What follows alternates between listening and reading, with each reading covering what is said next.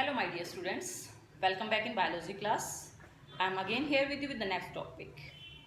Yesterday we discussed about the structure and function of pollen grain.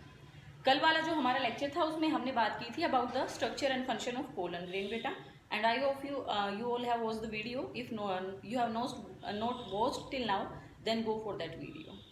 पहले आप पीछे से जो लेक्चर्स हैं उनको देखते आएँ ताकि आपको आगे आने वाले जो लेक्चर हैं वो समझ में आए. तो आज हम नेक्स्ट टॉपिक के साथ हैं as we are going with the chapter sexual reproduction in flowering plant. तो आज हम डिस्कस करने जा रहे हैं about the female part. Male part के बारे में हम डिस्कस कर चुके हैं कि what is the structure and function of male part, अलग अलग ऑर्गन्स क्या हैं, उन ऑर्गन्स के फंक्शन क्या हैं. तो आज हम नेक्स्ट पार्ट को जो है वो स्टडी कर रहे हैं, फीमेल पार्ट को. अगर फीमेल पार्ट की हम बात करते हैं then basically we are going to discuss about the three parts, the pistil, the megasporangium and the embryo sac. तीन पार्ट्स के बारे में हम बात करेंगे. पिस्टल क्या है, एम्ब्रियो सैक क्या है, मेगास्पोरेंजियम क्या है, इन तीनों के बारे में हम बात करेंगे. So if I talk about the female reproductive part, अगर प्लांट के अंदर फीमेल रिप्रोडक्टिव पार्ट का जिक्र करते हैं तो फीमेल रिप्रोडक्टिव जो पार्ट है हमारा वो कहलाता है carpel. This is known as carpel, the female reproductive part. अब किसी एक फ्लावर के अंदर देखिए फीमेल का पार्ट है कहाँ पर, फ्लावर के अंदर. अब जरूरी नहीं है कि किसी भी फ्लावर के अंदर एक ही रिप्रोडक्टिव पार्ट हो फीमेल का, एक से ज़्यादा भी हो सकते हैं, बहुत सारे भी हो सकते हैं. तो जो कार्पल होती है वो एक कार्पल भी हो सकती है. अगर किसी फ्लावर के अंदर एक ही कार्पल है then we will call it monocarpellary. अगर दो कार्पल हैं we will call it bicarpellary. अगर इससे भी ज़्यादा कार्पल हैं then we can call it multicarpellary and you can also call it as polycarpellary. Polycarpellary. These are the name given on the number of carpel. कि किसी एक flower के अंदर कितने कार्पल हैं. अगर एक कार्पल है then it is monocarpellary. अगर दो कार्पल हैं then it is bicarpellary. अगर बहुत सारे फीमेल पार्ट हैं, बहुत सारे कार्पल्स हैं, देन इट इज मल्टीकार्पेलरी और द पॉलीकार्पेलरी. तब हम इसको इस नाम से जानेंगे. अब बात ये कि चलो जो कार्पल है यहीं पर अगर फीमेल रिप्रोडक्टिव पार्ट को बेसिकली हम जो कहते हैं, ये जो कार्पल्स होती हैं these are known as gynoecium. Female part. Male के लिए हमने कौन सा पार्ट यूज किया था, androecium. Because andro word this is used for the male and gyne word this is used for in case of female. Female के लिए हमारा जो वर्ड रहेगा that will be gyne and male के लिए हमारा जो वर्ड रहेगा that will be andro. तो यहाँ पर फीमेल पार्ट के लिए हमने क्या यूज किया है, it is gynecium. ये हमारा कहलाएगा gynecium. इसके बाद अगर नेक्स्ट की हम यहाँ पर बात करते हैं तो नेक्स्ट हमारा यहाँ पर रहेगा कार्पिलरी के बाद कि अगर कार्पल का नंबर हो गया कि कार्पल एक है, दो हैं, तीन हैं, then what you are going to call this. आप इनको जो है वो क्या बोलोगे, वो डिस्कशन हमारा यहाँ पर हो चुका है. अब बात क्या है देखिए, अगर कार्पल एक ही है तो कोई प्रॉब्लम नहीं है, लेकिन कार्पल अगर दो या दो से ज्यादा हैं तब बात क्या आती है, तब बात ये आती है कि फ्लावर के अंदर अगर दो कार्पल हैं, चार कार्पल हैं या 10 कार्पल हैं, अगर इतने सारे कार्पल प्रेजेंट है फ्लावर के अंदर तो क्या वो फ्यूज्ड रहेंगे, तो क्या वो फ्री रहेंगे. आप ऐसी ओवेरी को क्या बोलेंगे या ऐसे फीमेल पार्ट को क्या बोलेंगे जिसके अंदर बहुत सारे कार्पल्स हैं और वो फ्यूज्ड है या वो फ्री हैं. तो देखिए यहाँ पर हम क्या बोलेंगे, अगर बहुत सारे कार्पल हैं and if the condition is of fused, अगर कंडीशन जो है वो फ्यूज्ड है, बहुत सारे कार्पल हैं, अगर वो फ्री हैं then the condition is known as apocarpus. अगर वो fused हैं then the condition is known as syncarpus. किस कंडीशन की बात मैं यहाँ पर कर रही हूँ, if the female part is having more than 2 carpels, then if the carpels are free carpels, then it is known as apocarpus. And if the multicarpels are free from united, they are united to form a structure, बहुत सारे carpel हैं और वो एक साथ जुड़ गए हैं, यूनाइटेड स्टेज में हैं, तब वो कहलाते हैं सिनकार्पल. यूनाइटेड और joint carpels, these are known as joint और यूनाइटेड कार्पल्स। इनको हम यूनाइटेड कार्पल के नाम से जानते हैं। तो सबसे पहली स्ट्रक्चर हमने जानी है कार्पल। बेसिकली फीमेल पार्ट को हम कार्पल बोलते हैं। उसके बाद हमने जाना है कि कार्पल का नंबर कितना हो सकता है, उसके अकॉर्डिंग नाम क्या होगा, what will be the name of the structure. ठीक है, तो मोनोकार्पिलरी, बाइकार्पिलरी, पॉलीकार्पिलरी। अब अगर पॉलीकार्पिलरी है कंडीशन, एक ही फ्लावर के अंदर बहुत सारे कार्पल हैं, तो वो कार्पल फ्री हैं या वो कार्पल फ्यूज्ड हैं। तो हमने जाना कि अगर बहुत सारे कार्पल फ्री हैं तो वो कहलाएंगे एपोकार्पस, और अगर वो एक दूसरे के साथ जुड़े हुए हैं in the flower, then the condition is known as syncarpous. इसको हम बोलेंगे सिनकार्पस। अब देखिए बात करते हैं about the parts of the pistil. अब कार्पल को ही हम एक और नाम से बोल देते हैं कि जो एक फ्री स्ट्रक्चर होती है, जो एक फ्री गाइनोशियम होता है, फ्लावर के अंदर जो गाइनोशियम होता है, that is known as pistil. उसको हम पिस्टिल बोलते हैं, pistil. We are having 3 main parts of a pistil. जो एक फीमेल पार्ट होता है, जो पिस्टिल होता है, उसके मेनली 3 पार्ट होते हैं। 3 पार्ट कौन कौन से होते हैं? सबसे पहले अगर अपर पार्ट की बात की जाए, then there is stigma, second part is style, and the third and the very main part is ovary. अब देखिए यहां पर क्या होता है, हम यहां पर एक छोटी सी स्ट्रक्चर बना लेते हैं, रफ स्केच, यहां से हमें आइडिया हो जाएगा। देखिए क्या है इस स्ट्रक्चर के अंदर।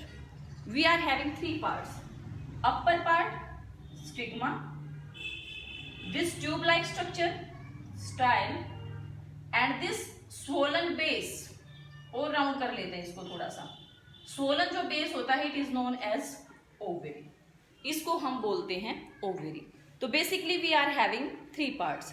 फंक्शन क्या है? हमने जब फ्लावर पढ़ा था तब भी हमने पढ़ा था कि जो स्टिग्मा होता है, इट प्रोवाइड्स लैंडिंग प्लेटफॉर्म। जो पोलन ग्रेन बन गए हैं वो कहां पर आकर लैंड करेंगे? वो आकर लैंड करेंगे स्टिग्मा के ऊपर। Provides a landing platform for pollen grain. जो पोलन ग्रेन आएगा that will land on the stigma. अब इसके बाद जो नेक्स्ट स्ट्रक्चर है स्टाइल। स्टाइल का क्या है? Tube, it can be hollow और it can be filled. Hollow भी हो सकती है, फिल्ड भी हो सकती है। वैसे एक ट्यूब होती है जिसके अंदर से क्या आती है? Provides entry of pollen tube. जो पोलन ट्यूब होती है उसकी एंट्री यहां से मिलती है। It provides the entry of pollen tube. Pollen tube यहां से एंटर करती है। अब इसके बाद जो next structure and the very main structure ovary, it is the swollen base. जो नीचे स्वोलन बेस होता है उसको हम बोलते हैं ओवेरी। ओवेरी जो होती है, it contains a very very important structure that is very important for the purpose of reproduction, and the structure is ovule. इसके अंदर होते हैं ओव्यूल।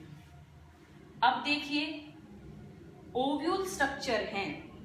अब आपको कैसे पता लगेगा कि किस ओवेरी के अंदर कितने ओव्यूल थे? आपने व्हीट देखा है, आपने राइस देखा है, आपने मैंगो देखा है ना? आपने पपाया भी देखा है। ट्राई टू आंसर कि गेहूं की जो बाली होती है उसके अंदर जो एक छोटी सी स्ट्रक्चर होती है उसमें से कितने दाने निकलते हैं?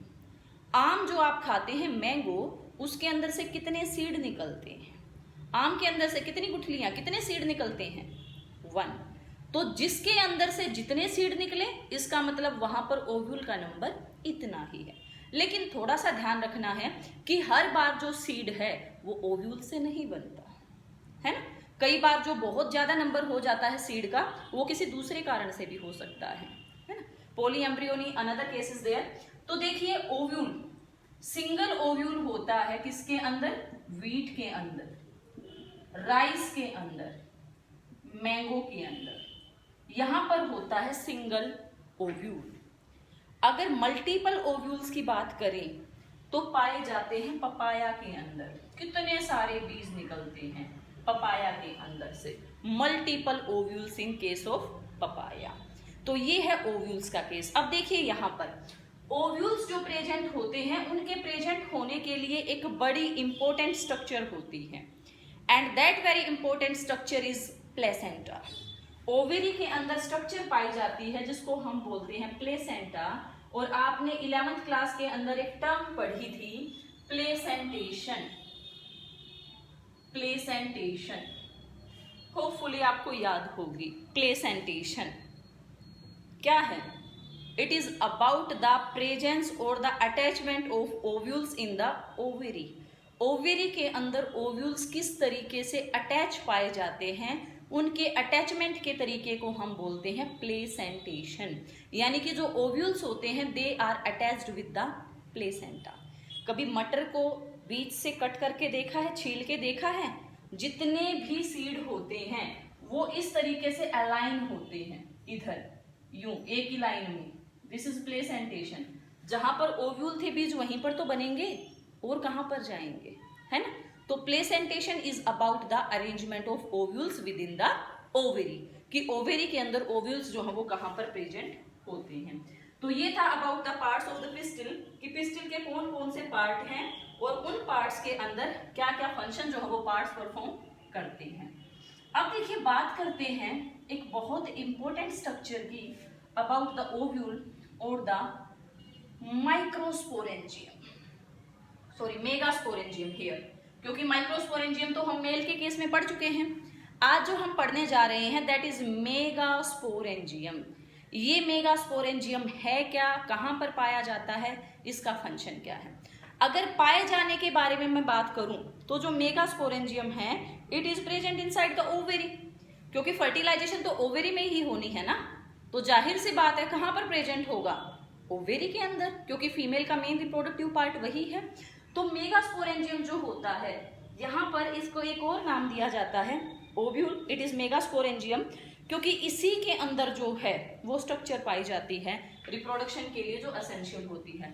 So you can write the ovule और द मेगास्पोरेंजियम।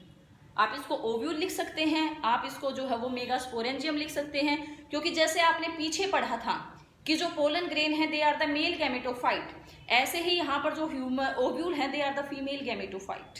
इसी के अंदर होना है जो कुछ होगा। तो यहाँ पर देखिए क्या होगा, ओव्यूल की स्ट्रक्चर की बात करते हैं सबसे पहले। तो ओव्यूल की जो स्ट्रक्चर होती है, we are having multiple type of ovules on the differences in the structure, कि किस तरीके से किस डायरेक्शन में किसकी कौन सी स्ट्रक्चर प्रेजेंट होती है। हमारे पास बहुत सारे ओव्यूल होते हैं, लेकिन इस क्लास के अंदर, अपनी इस क्लास के अंदर जो आप पढ़ रहे हो सबसे कॉमन जो ओव्यूल है that is the anatropous ovule.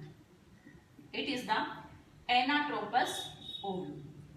ये बेसिक टाइप है ओव्यूल का जो कि हम यहाँ पर पढ़ेंगे। इसकी स्ट्रक्चर के बारे में हम जानते हैं कि जो ओव्यूल की स्ट्रक्चर होती है वो किस तरीके की होती है। ठीक है, तो जानते हैं स्ट्रक्चर के बारे में। स्ट्रक्चर हमें थोड़ी सी ऊपर ड्रॉ करनी पड़ेगी, तो एनाट्रोपस को हम यहाँ से हटा देते हैं और देखते हैं कि स्ट्रक्चर कैसी होती है। So if I talk about the structure of the anatropous ovule, तो कुछ इस तरीके से अरेंजमेंट होती है। भाई एक स्ट्रक्चर जो है वो ड्रॉ करने की कोशिश करते हैं हम यहाँ पर, ताकि हमें चीजें समझ में आए। आप देख रहे हैं कि मैं कहाँ से लाइन को शुरू कर रही हूँ और कहाँ पर ले जाकर इसको मैं फिनिश कर रही हूँ। Pay attention to these things, क्योंकि लाइन कहाँ से शुरू हो रही है, कहाँ पे खत्म हो रही है, इट इज क्वाइट इम्पोर्टेंट। ठीक है ना, तो यहाँ पर ये हमारा बेस बच जाएगा। थोड़ा सा डायग्राम हम बड़ा जो है वो ड्रॉ कर रहे हैं यहाँ पर, इसके साथ ही ये हमारी स्ट्रक्चर आ जाएगी। यहाँ से बीच से हम एक लाइन निकालते हैं इस तरीके से, ये वाली, इसको हम अलग कलर में लेते हैं ताकि हमें ये समझ में आए कि व्हाट इज दिस। इसको अलग कलर के साथ ड्रॉ करते हैं, तो देखते हैं ये लाइन क्या है, व्हाट इज दिस लाइन, है ना, इसको समझने की कोशिश करते हैं। देखिए ये स्ट्रक्चर है हमारे ओव्यूल की। अभी हमने इसको कंप्लीट नहीं बनाया है, इट इज नॉट कंप्लीट, इसको हमने अभी थोड़ा सा बस बेसिकली ड्रॉ किया है। तो देखिए क्या होता है। सबसे पहले तो ये जो आपको स्ट्रक्चर दिखाई दे रही है, ये यहाँ पर जो ये लाइन आपको दिखाई दे रही है, this line is known as funicle. जो ये रेड लाइन है ये आपकी कहलाती है फ्यूनिकल। जहां पर ये फ्यूनिकल अटैच होती है ओव्यूल के साथ, वो पार्ट हमारा कहलाता है हाइलम। पहले तो देखिए ओवेरी के अंदर जो ओव्यूल है वो एक छोटे से स्टॉक से प्रेजेंट होता है। आप याद करें मटर के केस को, जैसे ही आप मटर को छीलते हैं, मटर का दाना बाहर निकालते हैं, एक छोटी सी डंडी रह जाती है पीछे, वही होता है हमारा यहाँ पर funicle, the stock like structure. उसके बाद ये फ्यूनिकल जहां पर ओव्यूल के साथ अटैच होता है, that part is known as hilum. और आप देखेंगे नीचे ये स्टॉक फ्यूनिकल था, लेकिन ये ऊपर चला गया, मैंने इसको इंडिकेट किया है रेड लाइन से, तो ये रेड लाइन हमारी कहलाती है रैपी। रैपी, सबसे पहले तो मैं आपको इसी का फंक्शन बता दूं कि जो रैपी होती है उसका काम क्या होता है। देखिए ये जो रैपी है, directly indirectly it is attached with the placenta. नीचे यहाँ पर प्लेसेंटा होगी जिसके साथ ये स्टॉक फ्यूनिकल अटैच्ड है, और इस फ्यूनिकल के साथ अटैच्ड है हमारा ओव्यूल। तो देखिए ये प्लेसेंटा से जुड़ी हुई रैपी है। तो ह्यूमन के केस में अगर आप बात करते हैं तो ह्यूमन के केस में क्या है, in the case of human being क्या होता है कि जो प्लेसेंटा होती है दैट प्रोवाइड्स न्यूट्रिशन, वो न्यूट्रिशन देती है। तो यहाँ पर ओव्यूल के केस में भी जो रैपी होती है that is connected with the placenta at the below side, it provides nourishment to the ovule.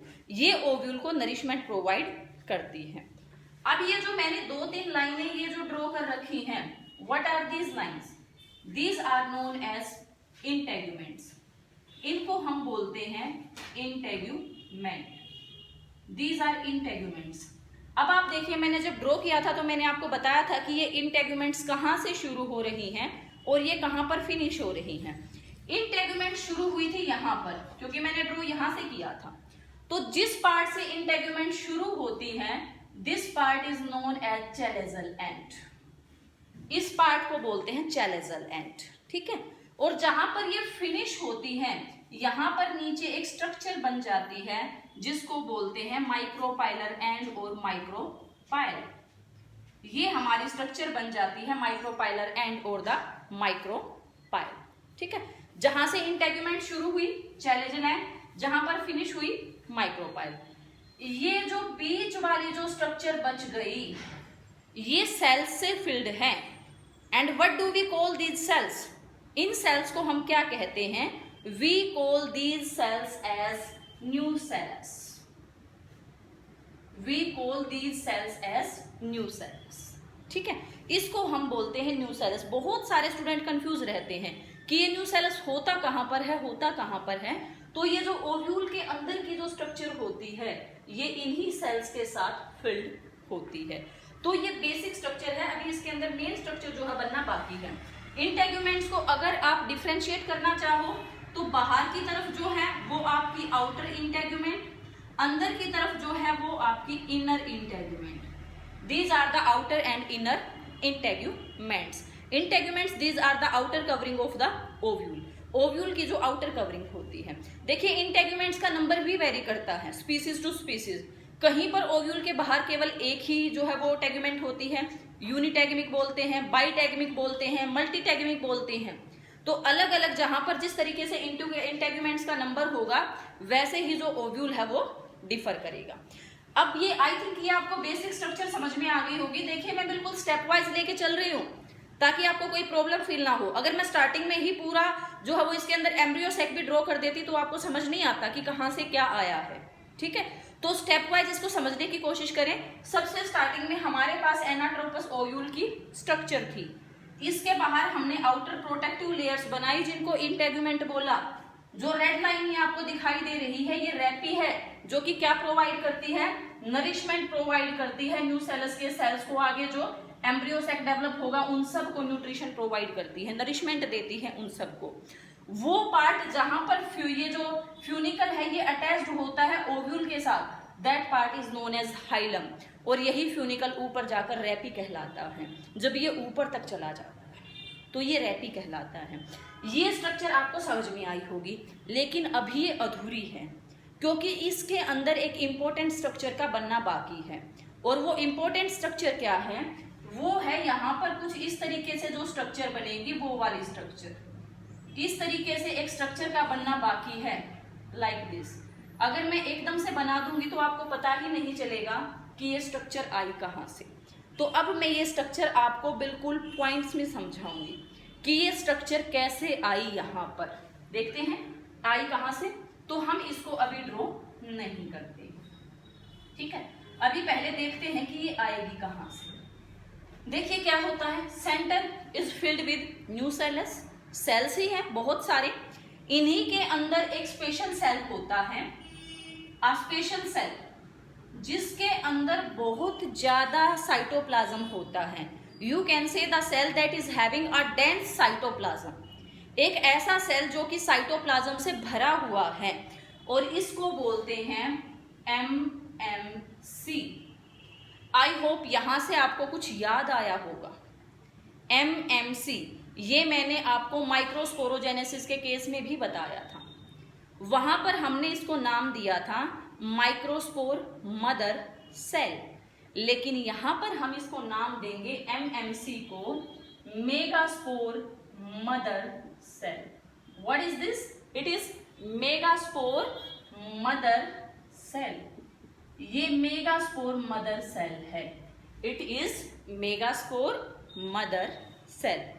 I think you got an idea, आपको एक आइडिया मिल गया है कि हाँ इसी से क्या बनेगा, मेगास्पोर। लेकिन कैसे बनेगा, डिविजन्स होंगे, कितने डिविजन्स और कैसे। देखिए क्या होता है, MMC साइटोप्लाज्म रिच है, पावर है डिवीजन की, डिवाइड करेगा।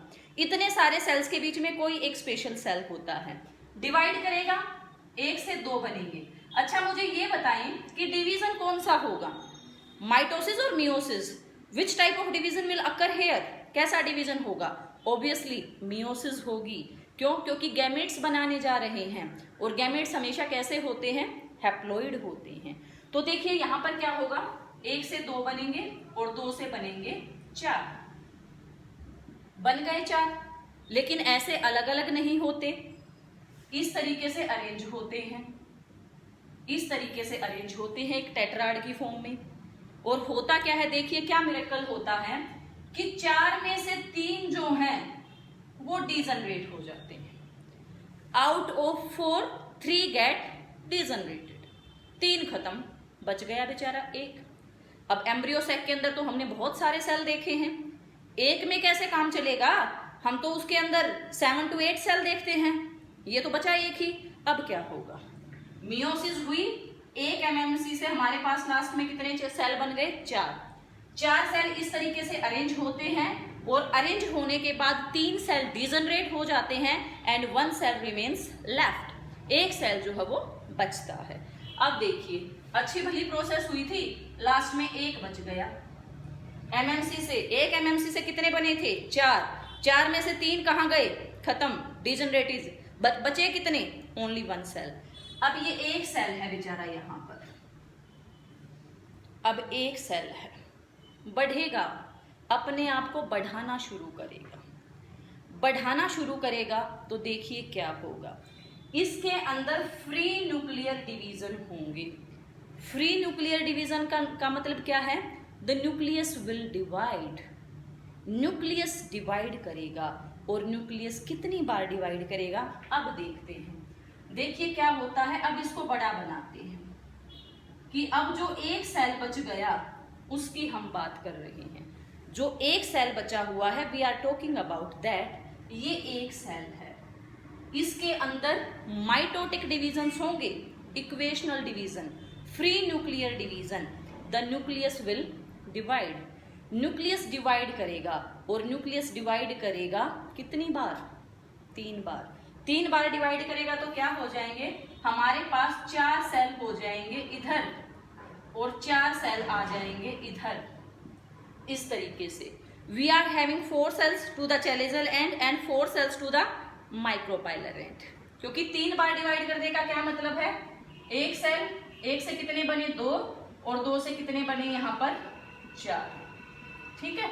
3 डिवीजन ये हुए, इसके बाद 3 डिवीजन और हुए यहाँ पर, तो हमारे पास डिवीजन होने के बाद क्या बच गए, वी आर हैविंग 8 सेल्स। हमारे पास 8 सेल होते हैं डिवीजन होने के बाद। यहाँ पर डिवीजन हुए, 2 सेल बने थे, उनके अंदर डिवीजन हुए, यहाँ पर होंगे तो हमारे पास कितने सेल आ जाएंगे, 8 आ जाएंगे। तो overall we are having 3 division, 3 division हुए, एक बार यहाँ पर, 2 बार यहाँ पर और तीसरा डिवीजन ये, 3 बार डिवीजन हुए। तो हमारे पास 8 सेल, 8 न्यूक्लियाई आप कह लो, क्योंकि मैं कह रही हूँ कि फ्री न्यूक्लियर डिवीजन होते हैं, ठीक है, फ्री न्यूक्लियर डिवीजन हुए।